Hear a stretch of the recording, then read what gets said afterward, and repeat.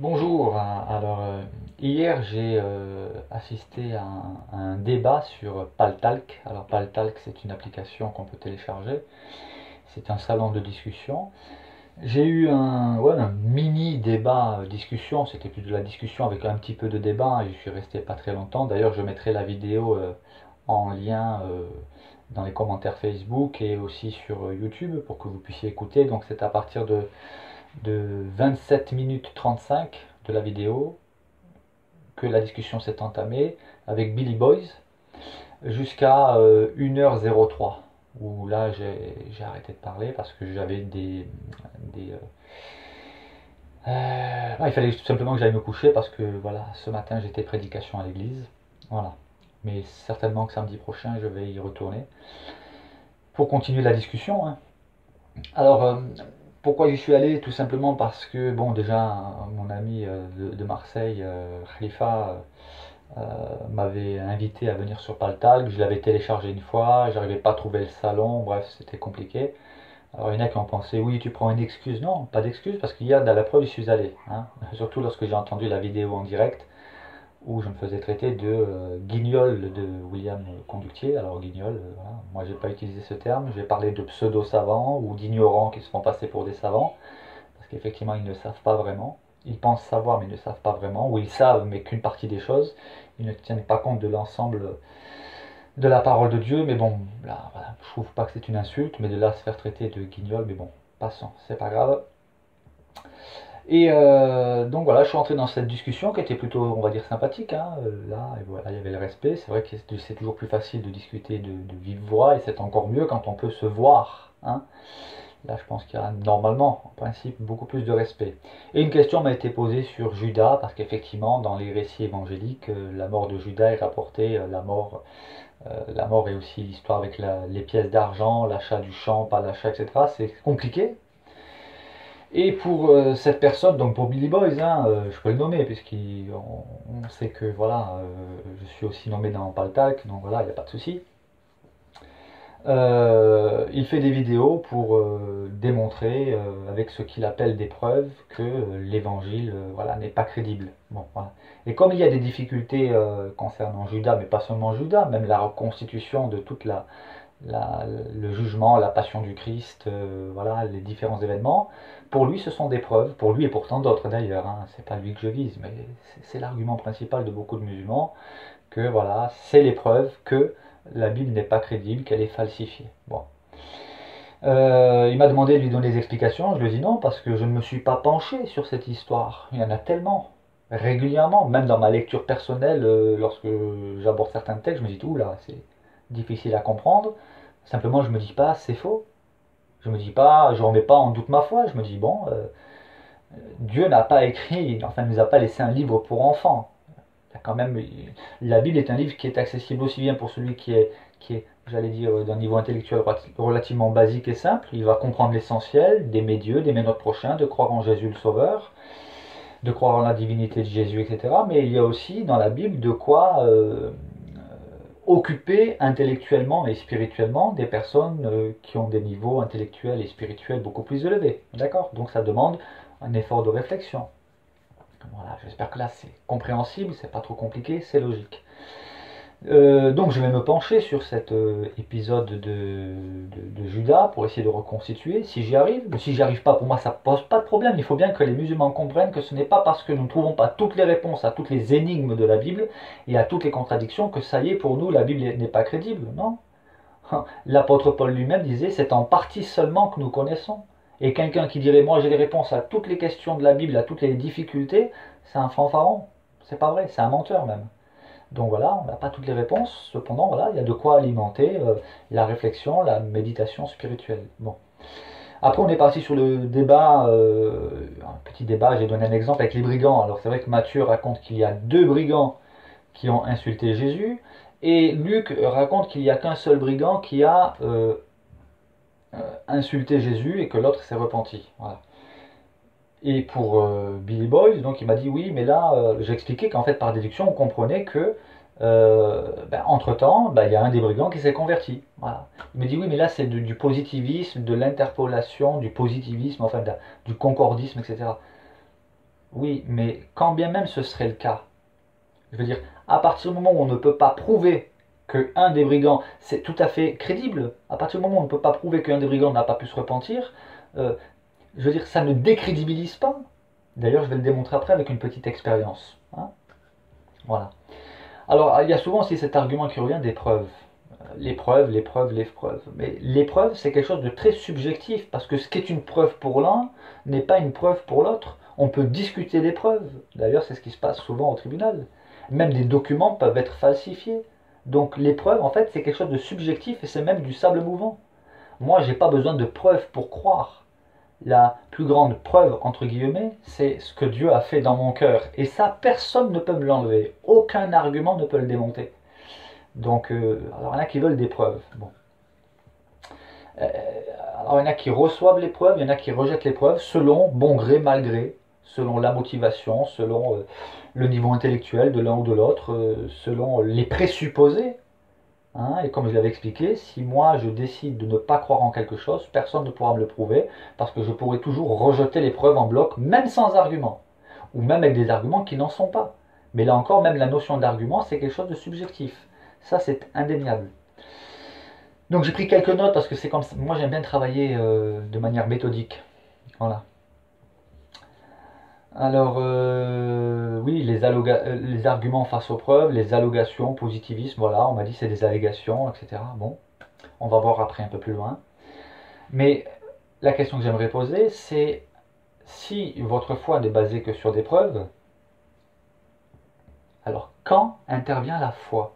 Parce que la foi, par définition, n'est pas basée sur des preuves. Et ça, je vais encore le démontrer un petit peu plus loin. Parce que si la foi ne serait basée que sur des preuves, ça ne serait pas de la foi, ça serait de l'évidence. D'accord? Bon. Par exemple, je vais prendre un exemple tout simple. Pour moi, il me suffit de considérer l'univers, la création, la planète Terre, l'humain, les animaux. Pour moi, ce sont des preuves de l'existence de Dieu. Mais pour des scientifiques athées, pour eux, ce ne sont pas des preuves. Et ils auront des arguments. Voilà. Donc ça, c'est indéniable non plus. Alors le problème, lorsqu'il y a des arguments contestables, c'est qu'en fait, tous les arguments sont contestables. Et ça, je l'ai dit et je le redis. Pour chaque preuve, on peut sortir une contre-preuve, et pour chaque argument, on peut sortir un contre-argument. Tous les arguments, finalement, sont contestables pour celui qui veut toujours contester. Ça, et voilà. Et une contradiction apparente, un non-dit, une absence d'information sur un point ou concernant un épisode, hein, ne constitue en aucune manière une preuve incontestable de fausseté. Le fait que je ne dise pas certaines choses dans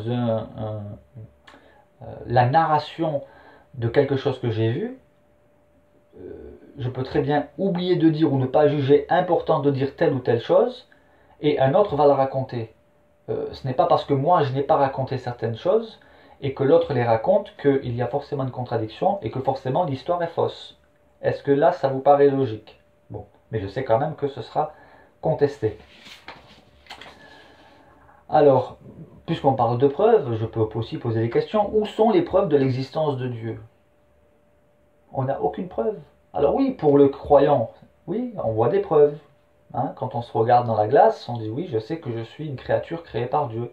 Comme je l'ai dit avant, pour moi, voilà, observer la créature, les créatures, la nature, etc., c'est des preuves. Pour d'autres, c'est pas des preuves. Voilà. Mais où sont les preuves de l'existence de Dieu? Allez, où sont les preuves de l'existence des anges?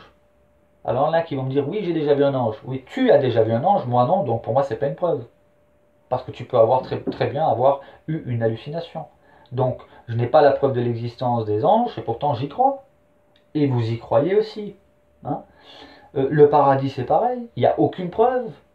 Alors, si je dois croire que sur la base de preuves, donc je ne crois pas ni en Dieu, ni aux anges, ni au paradis, parce qu'il n'y a aucune preuve. Et la vie éternelle, qui a une preuve? On n'a pas de preuve. Alors, il y a des témoignages de personnes qui nous disent qu'ils ont vu. Oui, mais c'est eux, c'est pas moi. Pour moi, c'est pas une preuve. Même les dinosaures, voilà, pour moi, c'est pas une preuve. Si je décide de croire que les dinosaures n'ont pas existé, c'est pas une preuve. Vous allez me montrer quoi? Des os? Je peux très bien dire que c'est un faux. Donc je peux encore une fois contester la preuve. Alors, si je vous soumets une énigme et que vous ne trouvez pas la réponse, quelle va être votre conclusion? C'est faux? Si vous ne trouvez pas la solution à l'énigme, vous allez dire quoi? C'est faux. Bon. Dans quel cas, je vais vous en poser une après l'énigme. Parce que si je vous pose une énigme que vous me dites c'est faux parce que vous n'avez pas trouvé la solution, parce qu'il y a des énigmes, par exemple, on va prendre un fait divers, l'affaire Grégory. Il y a des enquêtes qui durent des années.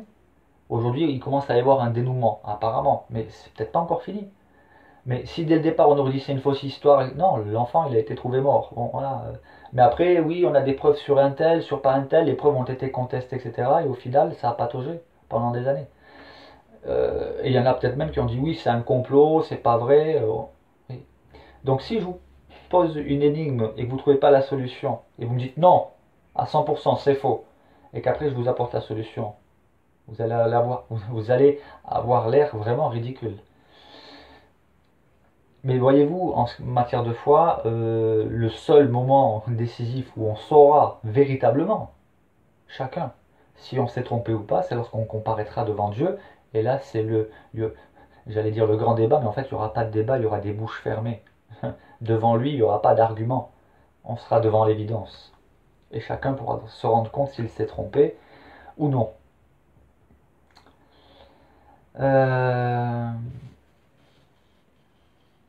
Alors, voilà, la Bible contient beaucoup d'énigmes.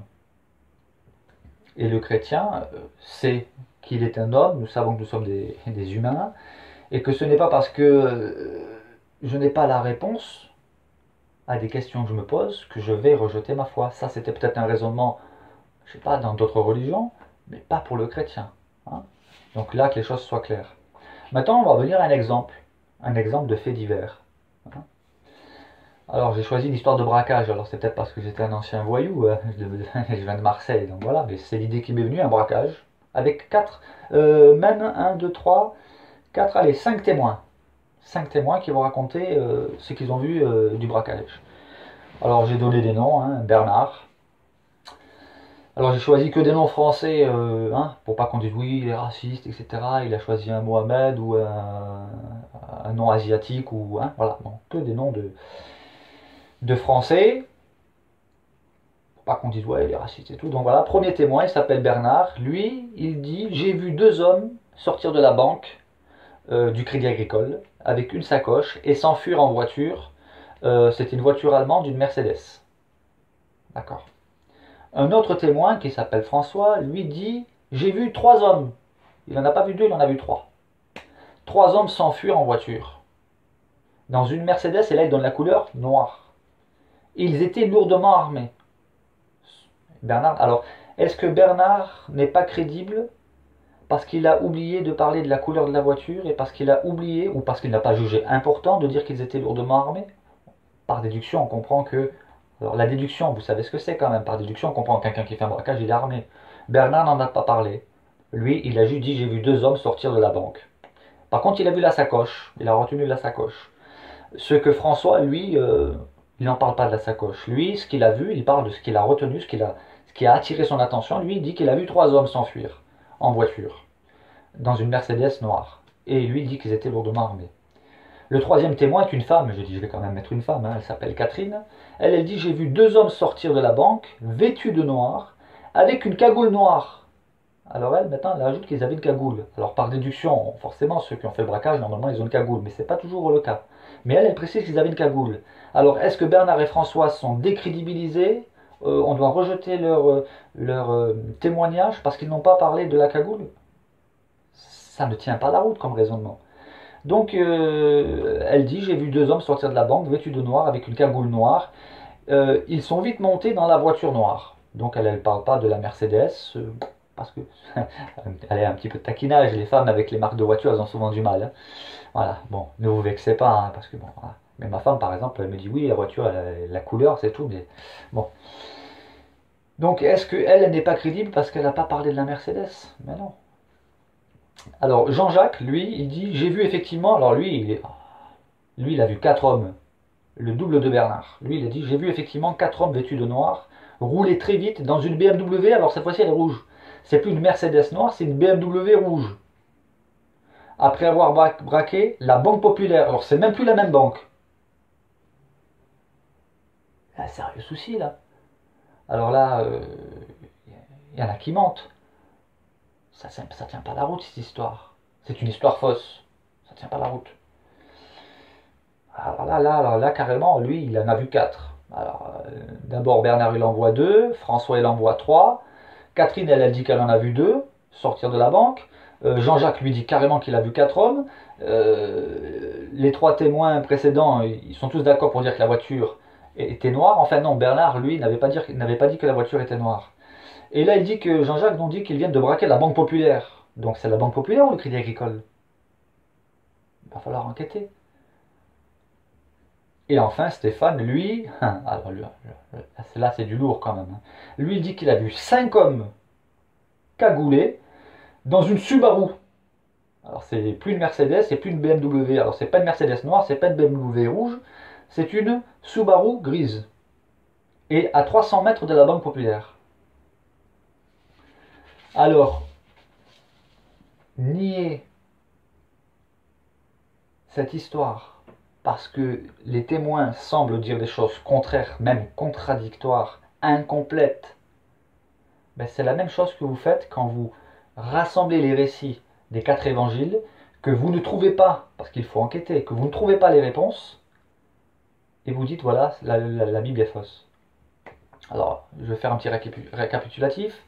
Bernard, lui, dit 2 hommes, sacoche, il parle de 2 hommes, une sacoche, Crédit Agricole, il ne parle pas des armes. C'est un faux témoin? Bon. François, lui, il a vu 3 hommes, armés. C'est un faux témoin? Catherine parle de cagoule, mais pas Bernard ni François. Mais elle ne parle pas de sacoche, que lui, Bernard, a vu, et elle ne parle pas des armes, ni même du Crédit Agricole. Est-ce qu'elle est un faux témoin? Jean-Jacques, lui, il parle de 4 hommes. Pas de sacoche, il parle d'une BMW rouge, et c'est pas la même banque. Et donc, je vais faire un récapitulatif. Et Stéphane, lui, voit 5 hommes cagoulés, hein, dans une Subaru grise, et une banque populaire. Alors, histoire fausse? Où tous les témoins n'ont pas dit la même chose? Alors, c'est pourtant une seule histoire. C'est une seule et même histoire. Mais avec 3 étapes différentes, 3 épisodes dans cette même histoire. Premièrement, effectivement, ils ont braqué le Crédit Agricole. D'accord? Le premier témoin, Bernard, lui, il a vu les 2 hommes sortir de la banque. François, lui, il a vu celui qui était au volant de la voiture. Donc lui, il a vu 3 hommes. Catherine, ce qui a aussi retenu son attention, elle, c'est pas celui qui était au volant, c'est ceux qui sont sortis de la banque. Hein, c'est ce qui a retenu son attention. Dans un deuxième temps, Jean-Jacques, lui, quand il dit qu'il a vu effectivement 4 hommes vêtus de noir rouler à très vite dans une BMW rouge, en fait, il s'agit d'un deuxième braquage qu'ils ont fait dans la foulée. En fait, c'est un groupe de braqueurs qui ont prévu de faire plusieurs braquages. Donc là, quand ils sont sortis de la banque, ils sont montés dans la première voiture, la Mercedes noire, ils sont partis direction la Banque Populaire où un 4e complice attendait dans la BMW rouge. D'accord? Donc là maintenant, il se retrouve effectivement 4 hommes. Et ils ont changé de voiture. C'est une technique qui est connue parmi les braqueurs.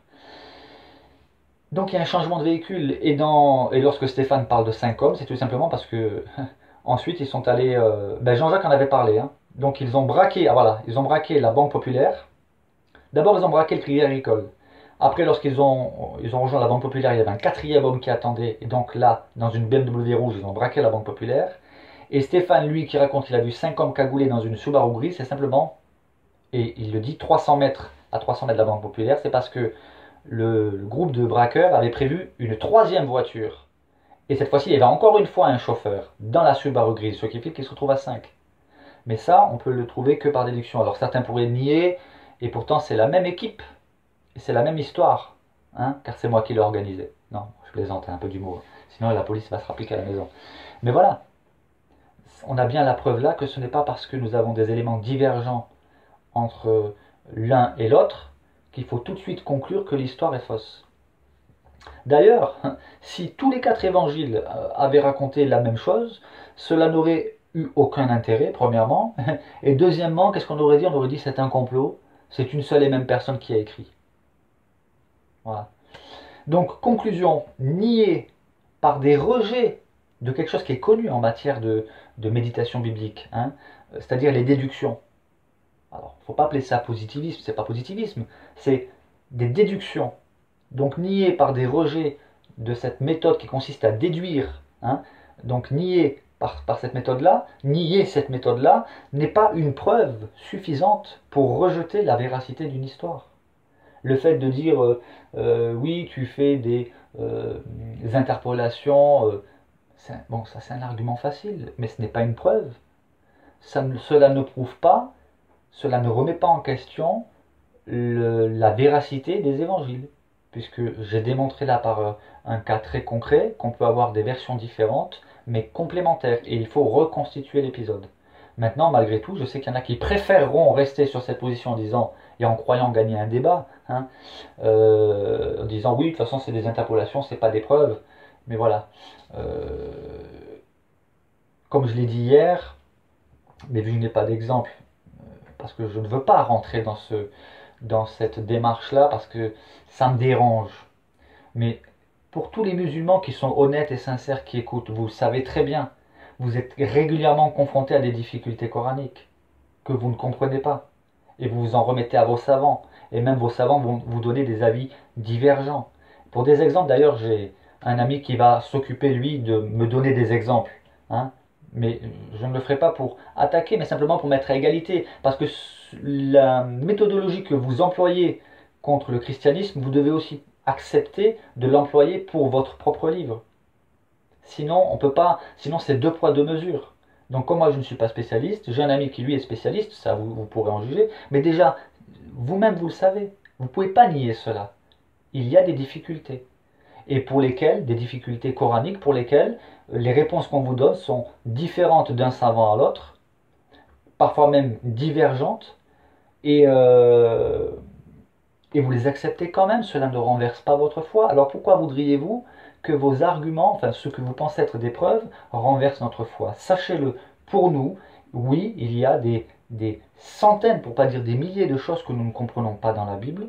Cela ne nous pose pas de problème parce que nous avons de la matière pour pouvoir étudier, méditer, réfléchir et découvrir tout au long de notre vie. Donc venir avec ce que vous appelez des preuves pour essayer de nous convaincre que nous sommes dans l'erreur parce que nous n'avons pas la réponse à telle ou telle énigme ou telle contradiction apparente, sachez-le, il faut que vous le sachiez, cela ne nous convaincra pas et cela ne renversera pas notre foi. Donc ça, il faut que vous le sachiez. Après, moi je me dis, voilà, il faut respecter la foi des uns et des autres. Moi je respecte votre foi, je n'ai jamais attaqué votre foi, je ne le ferai pas. Je vous ai juste présenté un argument que les difficultés que nous avons chez nous, vous les avez aussi chez vous. Voilà. Et ne me dites pas le contraire. D'accord. Et si vous voulez des exemples, eh bien, mon ami va m'en préparer. Peut-être même que c'est lui qui prendra le relais, parce que moi je suis pas très à l'aise avec ça, parce que c'est pas dans ma nature de faire cette démarche-là. Mais si vous insistez à me demander des exemples, je vous en donnerai. Après, c'est vous qui jugerez de la pertinence ou non. Mais moi, c'est pas comme ça que je fonctionne. Si vous êtes honnête, normalement, vous ne devriez même pas me poser la question de donner des exemples, parce que vous le savez. Vous le savez qu'il y a des divergences d'opinion, des divergences même sur des points importants. D'accord? Voilà, j'avais à cœur de faire cette vidéo et puis Dieu voulant, samedi prochain, ben, je reviendrai sur Paltalk, voilà, pour discuter, sachant que je ne me fais pas d'illusions, je ne convaincrai personne et personne ne me convaincra. Je souhaite juste que les discussions se déroulent dans le respect, sinon ben, je ne verrai pas l'intérêt de rester. Voilà. En tout cas, hier pour moi c'était une expérience relativement sympathique. On a le droit de ne pas être d'accord, on a le droit d'avoir des divergences. Faut simplement respecter et accepter d'avoir une méthodologie aussi qui tienne la route. Voilà. Là j'ai quand même démontré que rejeter l'approche de déduction n'est pas un argument. C'est pas un argument. Alors bien sûr on peut toujours douter, mais on peut douter de tout. D'accord? Allez, que Dieu vous bénisse.